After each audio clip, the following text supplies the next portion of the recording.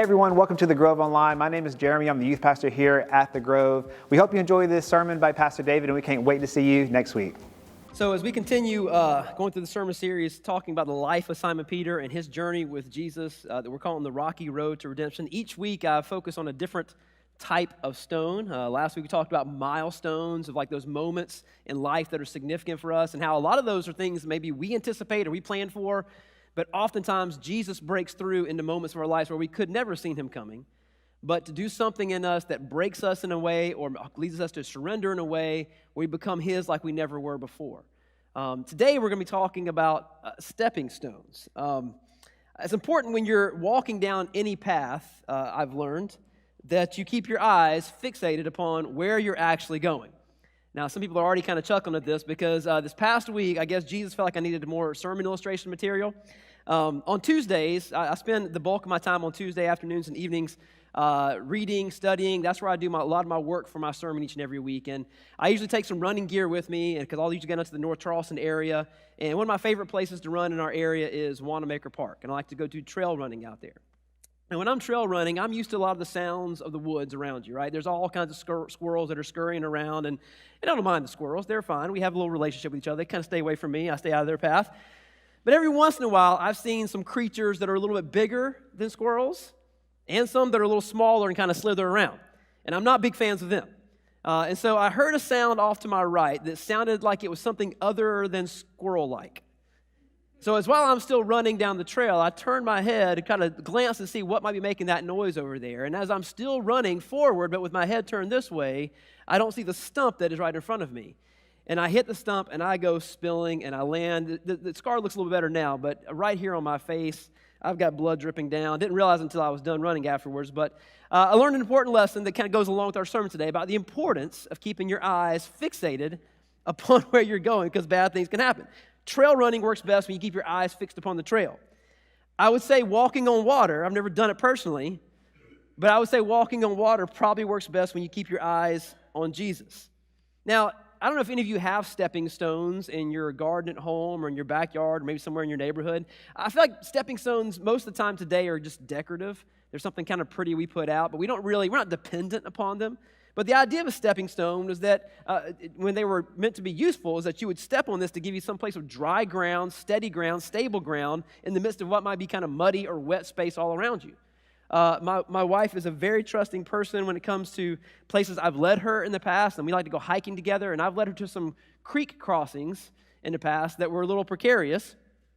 And in those situations, she's nodding her head in agreement, you have to use stepping stones as well. Now, the trick with this is that you don't want to put all of your weight on that stone until you're pretty sure that it's not going to rock and move as you step on it.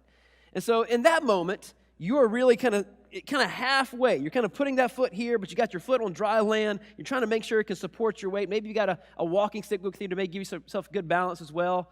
But you're not really keeping your eyes focused because you're still depending upon your own strength. You're kind of half in and half out. And unfortunately, I think that's the way that many of us try to follow Jesus. We believe in Jesus. We believe what he's done for us.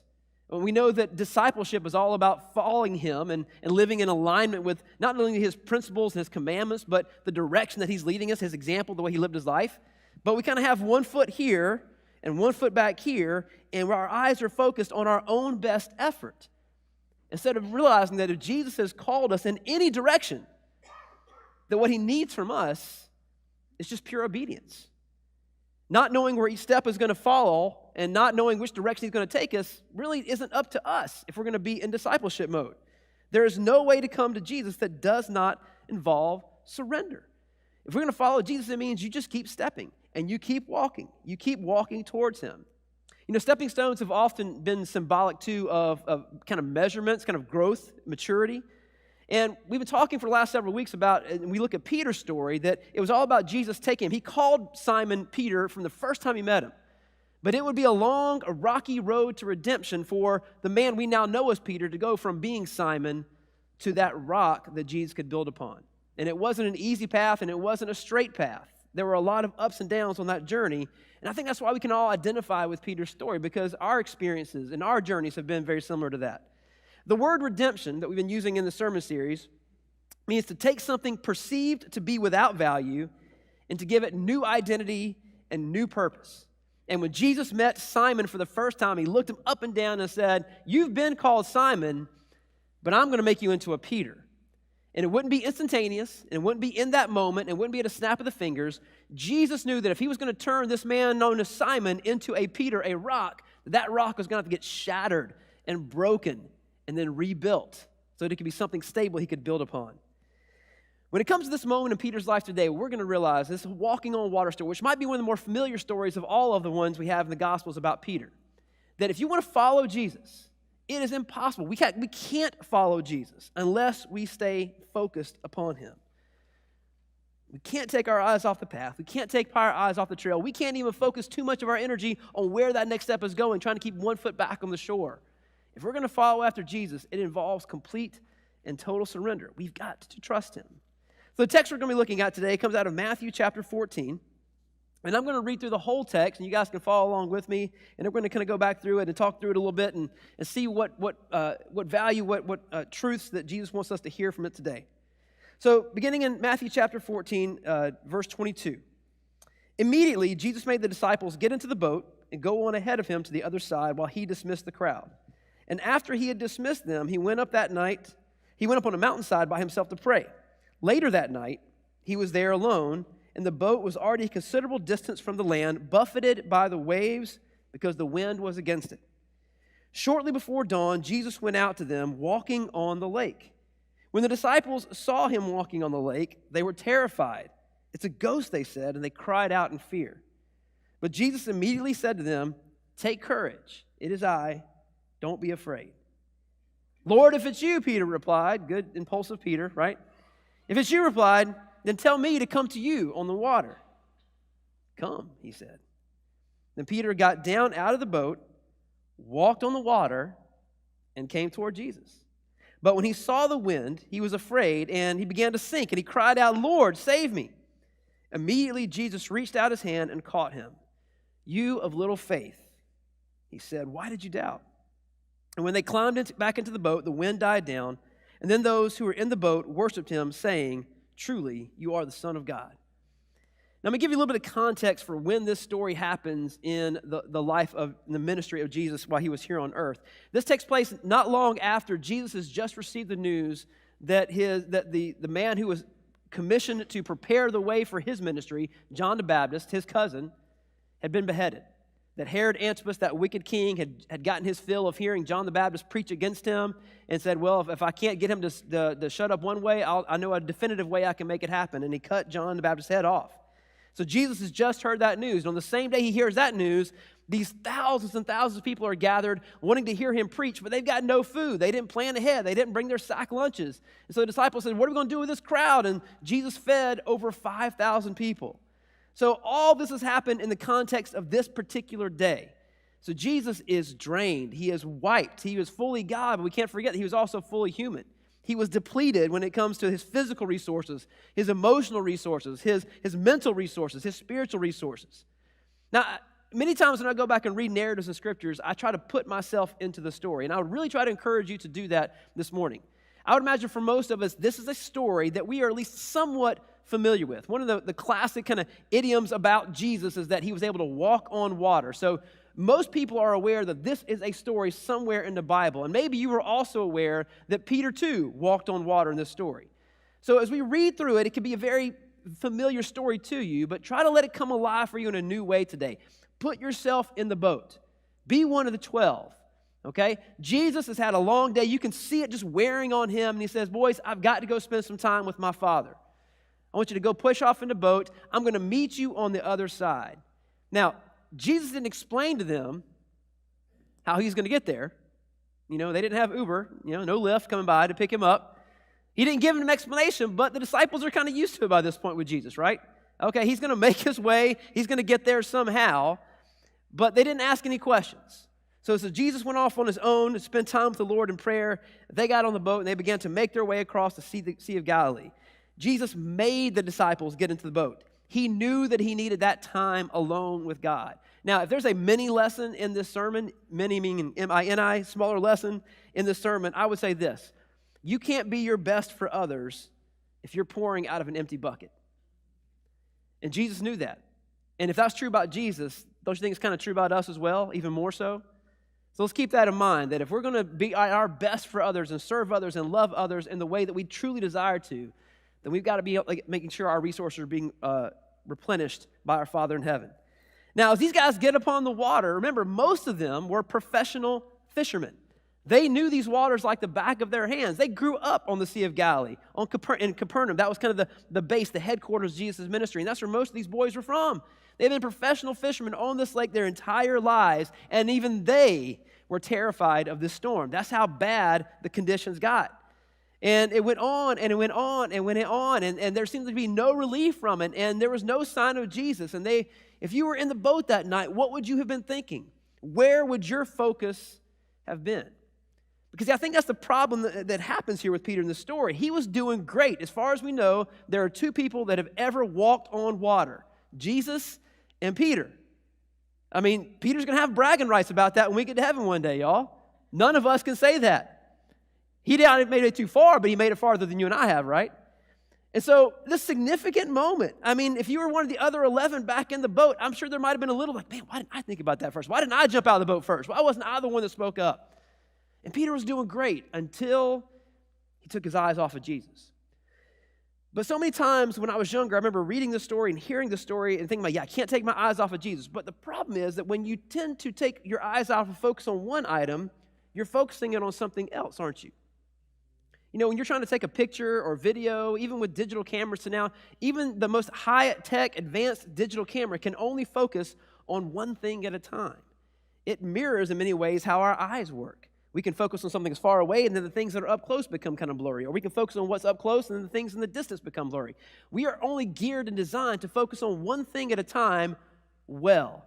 Even those of you out there who think you are multitaskers, you might have a lot of plates that are spinning, but you're only focusing on one of them at any particular moment. So I think the bigger lesson for us is where have our eyes been placed? Where has our focus been turned to? And I think one of the things that Peter is focused on in the story that we oftentimes lose focus with is the time. The time. It was late in the night. We're going to talk more about this in the end of the sermon today. It was what was called the fourth watch when Jesus finally did show up. But it was the end of the evening. It was almost morning time. Jesus had allowed this encounter with the elements to last all night long. And so I'm sure if I'd have been in the boat that night, not only would I have been afraid, but I might have been a little frustrated. Jesus, we're with you. We're on Team Jesus. We're traveling around with you. You sent us off on this lake, Jesus. When are you going to show up?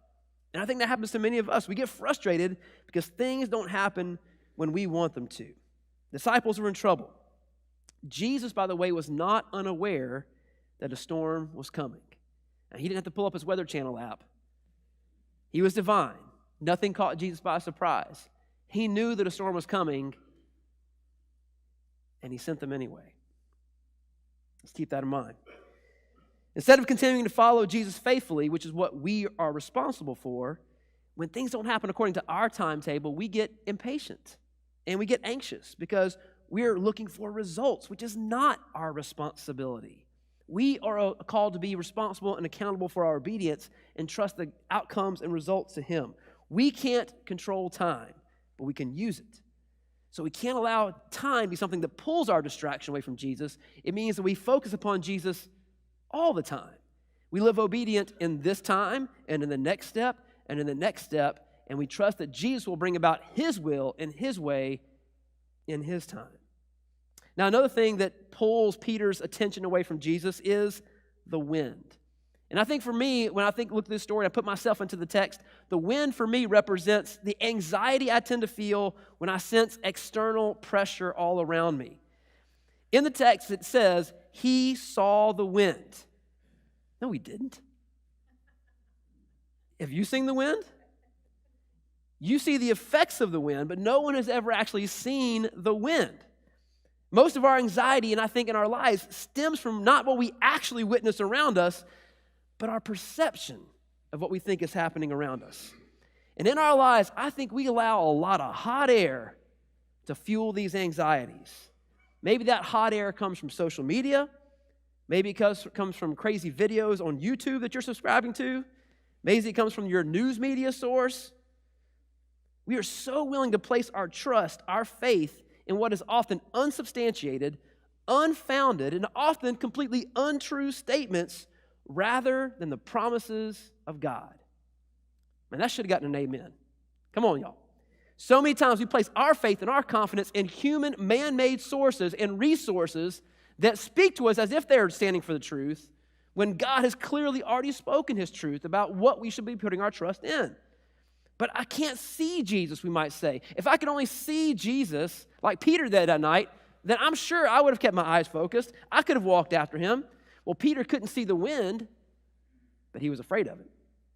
We can't physically see Jesus, but when we learn to trust in Him, we can absolutely be assured of His presence and realize that the power that is available to me in Christ is greater than any pressure that I might perceive around me. It says that Peter was also aware of the waves. The waves. When I think about the waves in the story, to me, it's the things that are hitting against me that I can feel easily overwhelmed by. That's our circumstances. The waves represent how we can be overwhelmed by our circumstances. It says that the boat was buffeted by the waves. That is buffeted and not buffeted. They're spelled the same, but big difference, right? To be buffeted means to be struck repeatedly and violently. And yet, buffet is an abundant spread of food that we often strike repeatedly, and maybe violently too. But to strike repeatedly means that you're trying your best to knock someone off course. Have you ever watched, those gladiator games, American gladiators back in the day, when these, massively bodybuilt people would sit there and try to beat these, common, ordinary folks around and keep them from achieving their goal? At my week of camp in the past, we've done our own version of that, and I think that's my staff's favorite night, because I'm giving them permission to, not really abuse the kids, but, make it a little hard on them, right? And, the idea that we're getting beaten around, we're trying to get knocked off course. And that's how oftentimes our circumstances can feel. When undesired circumstances emerge, not only can I feel like I'm drowning under them, but it takes me out of my plans. Jesus, though, knew the storm was coming. He knew it was going to be a windy, wavy, stormy night, and He sent His disciples out into the middle of it. And when He called Peter out of the boat, He didn't calm the wind and the waves down first, did He? He just said, come. If you want to know that it's me, the only way you're going to know for certain is if you take that step. For many times, I think our focus doesn't just get pulled on the pressure around us and our circumstances and the time that doesn't work out in our favor, but I think we get also distracted by the other people in our lives. We worry about how others perceive us. As soon as Peter stepped out of the boat, I wonder if he was thinking, what is everybody else thinking? And the reason I wonder that is because I'm wondering it right now, aren't I? And I do it all the time in my life. And I don't think I'm that unusual. I think many of us, and it's not everybody, we don't worry about what everyone in the world is thinking about us, but the people with whom we've allowed them, their opinions to have some sort of measure of influence in our lives, we do concern ourselves with that, don't we? We want to feel like the people who mean most to us view us in the highest way, that they admire us, they respect us, they think well of us.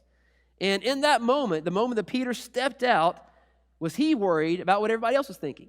Maybe in the back of his mind, he was thinking, oh, I'm stepped out of the boat. I wonder if the others are thinking, here's Peter hot dogging it again, showboating. Peter stepping out, being the impulsive, being Jesus' favorite again. Let's see if this rock can really float. Maybe that's what they were thinking. Was his concern over their opinions, might have that been the thing that prompted him to step out of the boat to begin with? I'm going to prove myself in front of these other guys that I'm the one who trusts Jesus the most. I'm going to step out. I'm going to be the bold one. In many ways, when we serve God, we're trying to do things to honor Him, is it really more about what it's going to make us look like? What I'm going to get out of it? Is that our real motivation? How did Peter feel, I wonder, as he crawled back in the boat? Sopping wet, literally soaked with his failure. Was he worried about their opinions then? What they thought of him in that moment? See, so many times that's where we put our attention and our focus. It's not about what Jesus thinks, but what everybody else around me is thinking and how I can maintain their approval. And the last thing I wrote down that I thought about in this moment, if I was in the story, where my focus might have gone was the unknown. The unknown. The moment that Peter stood on that water, there had to be a thought go to his brain of like, this shouldn't be happening. I've been around water my whole life. And I know I can float if I lay the right way, but I have yet to ever be able to stand upon the water without sinking. It was unknown to Peter how this was happening other than the power of God, and he couldn't control that, which is where I think we lose focus. We are reluctant to release full control. Peter said to himself, this can't be happening. This shouldn't be happening. So since I can't explain it, and I can't command the wind and waves myself, I'm out. And in that moment, he took his attention, his focus off of Jesus. As we said before, though, there is no way to come to Jesus that does not involve surrender. This is not like me crossing that creek when I'm out hiking and putting one foot on the rock and making sure it's not going to move before I take that other foot off the shore. It means that I step forward as I look towards my Lord and my Savior. And I say, okay, Jesus, we're walking this way, then here we go. And I'm following him step after step after step, even when I can't see where my next footfall is going to go, trusting that Jesus is going to support me there when I follow him. I want to show you this crazy picture of a place in the forest in Finland. This rock is called Kumakivi, which in Finnish means strange rock. Not very creative. This rock formation defies the laws of physics, meaning that shouldn't exist. There's no way a boulder of that size should be resting on a smooth, rounded outcropping of another piece of rock without it falling over. I mean, this person who's sitting underneath that right now, it looks like somebody could easily come on the other side and just give it a little nudge, and that thing's toppling over. But throughout all of human history, recorded human history, about this area that we know, no human force has ever been able to budge that rock. You look at it and it says like, well, that shouldn't be, and yet, there it is. And I think that's where we find ourselves many times in our walk with Jesus. Jesus is calling us to commit to something or to surrender to something or to trust him with something. And we're like, Jesus, this shouldn't be. And yet, Jesus says, here it is. Maybe you've participated before in something called a trust fall. If you've ever done any kind of team building exercises, or maybe you've been at church camp, they can be really treacherous things to do. I remember one year I was taking a missions trip team when I was in student ministry to Mexico, and we were working with teenagers. And this, I mean, to this day, one of my biggest regrets in student ministry was we had one girl participate in the trust fall, and we dropped her. Yeah, I know. And tell me about the group work we had to do afterwards with her to kind of rebuild that trust back into the team. I mean, it was tremendous. It was a great teaching moment for me about you can't let off your guard one moment when you're there, somebody else is putting their trust in you. Now, as dangerous as that can be, and as scary and also as exhilarating as it can be when you fall backwards into someone's arms and they're there to catch you, here's what Jesus is calling us to do when we trust him. So if Jesus is here and we're standing here, Jesus wants us to keep our eyes focused upon him and fall back. Jesus, that's not going to work. You're over here, and if I fall back this way, who's going to be there to catch me? And Jesus is there saying, fall away. Do you trust me? Do you believe that I can do what I say I'm going to do even when you can't see the solution? That's what it takes to follow after Jesus. That's what it takes to go from being a Simon to a Peter. Now I want to focus on one last part of this text today, and that's the hour in which Jesus came, when he finally showed up. In the original King James Version, it's referred to as the fourth watch. And for people that were sailors upon the Sea of Galilee, they kind of broke the night up into 4 different time periods. There was, from sundown to about 9 o'clock or so, night, that would be the first watch, and then it would go from like midnight, from 9 o'clock about midnight would be about the second watch, from 12 to 3 or so would be the third watch, and from about 3 or 4 o'clock to dawn would be the fourth watch. Jesus intentionally waited until the last part of the night, just before morning arrived, before he showed up. And if you go back and read Mark's version of this event, Mark's account says that he was about to pass them by. So Jesus is walking out of the water, the boys are struggling in their boat, and he's just going to walk right on by. He knew they were going to be on this stormy weather. He knew that they were going to be struggling, and yet Jesus was about to pass by. What does that tell me if I'm in the boat? It lets me know that as I live through this life, Jesus will allow me to struggle on purpose, intentionally. And as a dad, as a parent, I kind of get that. If I were to step in and do every little thing for my children as they were growing up, will my children ever learn any skills of self-reliance? Will they ever learn any kind of independence? Of course not. And there's been times where I'm sure I erred on the side of stepping in and getting too involved. But if I'm trying to teach, I'm trying to mentor, if I'm trying to lead anyone, I can't step and do everything for them. I have to allow life to kind of beat them up a little bit. Because many of the lessons that we learn, we only learn through adversity. Jesus will allow us to struggle in this journey, this rocky road to redemption. He stopped because he heard their fear. He responded because they cried out. Now, what was the first thing that they said? Not, help us, Jesus, rescue us, Jesus. The first thing that they said was, it's a ghost. Now, on another occasion, when the disciples were on the Sea of Galilee and a fierce storm came up upon them, they were also filled with that kind of fear. Jesus was actually with them on that occasion. He was in the boat, fast asleep. And they woke him up, frantic with fear, frustrated with Jesus, wondering why he didn't even care that they were about to die. They woke him up most likely to help them bail water, but when Jesus woke up and probably rubbed his eyes a little bit, he spoke to the wind and the waves like he was talking to an unruly child, and he said, that's enough out of you. Peace. Be still. And the wind and the waves died down. And when Jesus looked at his disciples on that occasion, he looked at them and he said, where is your faith? Not that you don't have faith, but you've misplaced it. You've allowed it to be pulled into other directions. You were depending upon your own best judgment as fishermen, as men who sailed this sea to figure out your own solutions. And waking me up to try to help you out upon your plan instead of recognizing that I'm the one who controls the wind and the waves and the weather. So many times, our first response, our first reaction to adversity is often irrational fear. We might not say it's a ghost, but we come up with some weird explanations for why things are happening in our lives. And I capitalized the word fear. I've used that as an acronym many times. I didn't make it up. I think Rick Warren first did. But the word fear can stand for false evidence appearing real. False evidence appearing real. And in that moment, it feels like it's the real deal. It feels like this seems like a perfect explanation for why things are going the way I don't want them to go right now. But so many times, it's all about our misguided perception. In those moments, we have to remind ourselves of his promises. Jesus said, get in the boat, go to the other side, I'll meet you there. That's why he was walking by. Jesus knew they were going to make it, even if they didn't know that they were going to make it. Jesus knew. Jesus had given them a command. He had told them what to do. He expected their obedience. And many times when we face adversity, we have to keep in mind his promises and his commands. We have to deal in truth. We have to focus upon Jesus and upon the things that he's called us to be responsible and accountable for. Now, in the story, when Jesus does show up and he arrives at the boat, he says, take courage, it is I, don't be afraid. And what that says to me, if I was in the boat that night, the reason that I can experience his courage in my life is because I finally realize I'm in his presence. That's where our courage comes from.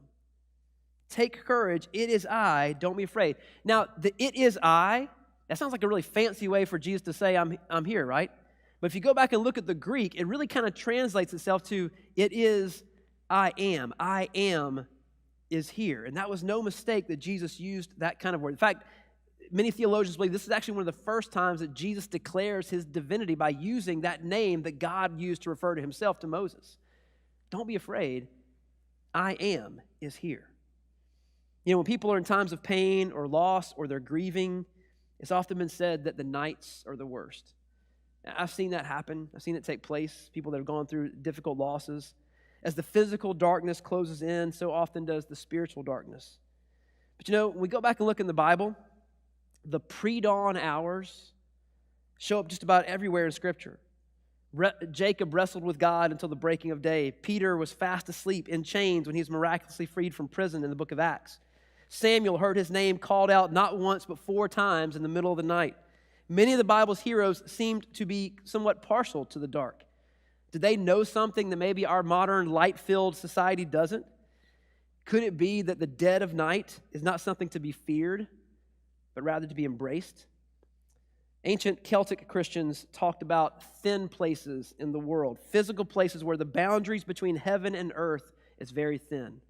Can you get any thinner than the membrane of water? And in that moment, Jesus was trying to break into Peter's life and make him see something about himself, but more importantly, to see something very clearly about who Jesus was. Take courage. It is I. Don't be afraid. If you want to step on this water and walk to me in faith, then come on.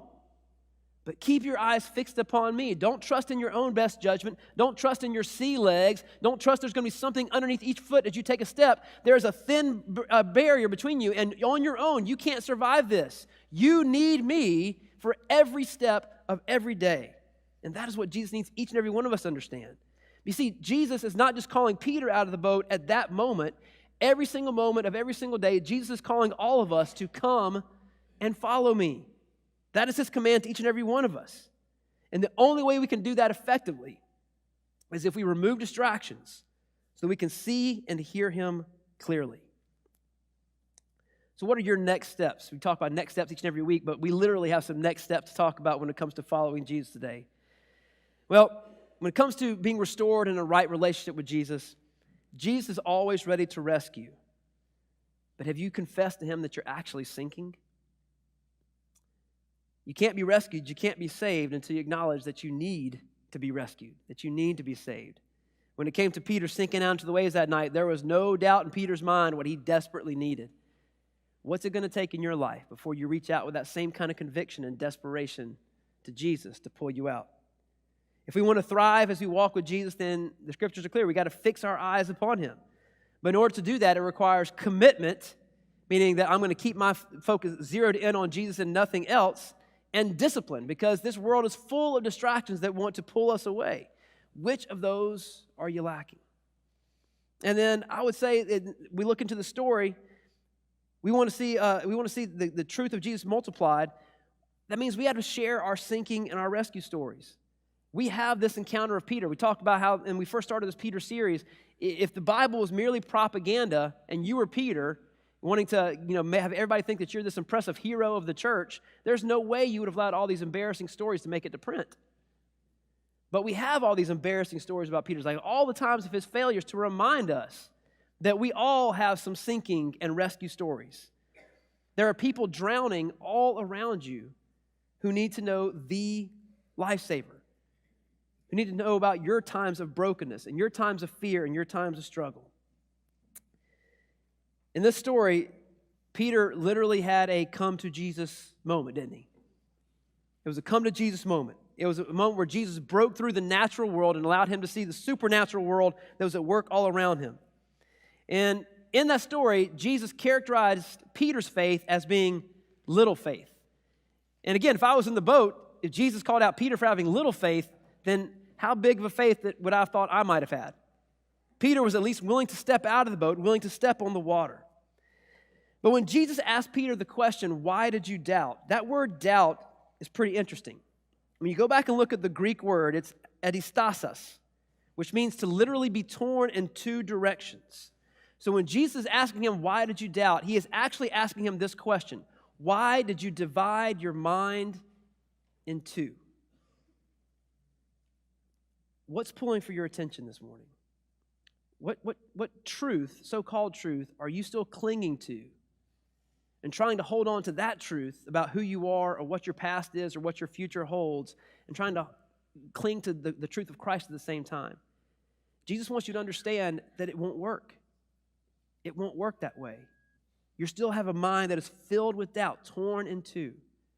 So if you want to become the person that Jesus has always called you to be, it means releasing that grip and releasing that thing you've been clinging on to, and recognizing that if I'm going to become that person, I've got to live in obedience and alignment with him and how he sees me and how he sees my past and how he views my future.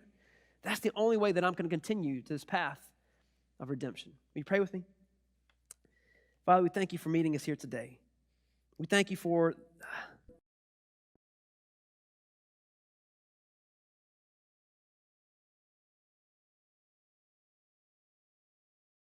what was all going through his mind at that moment. And the very moment when he took his eyes off of you and what it was that he was focused on, what pulled his focus away.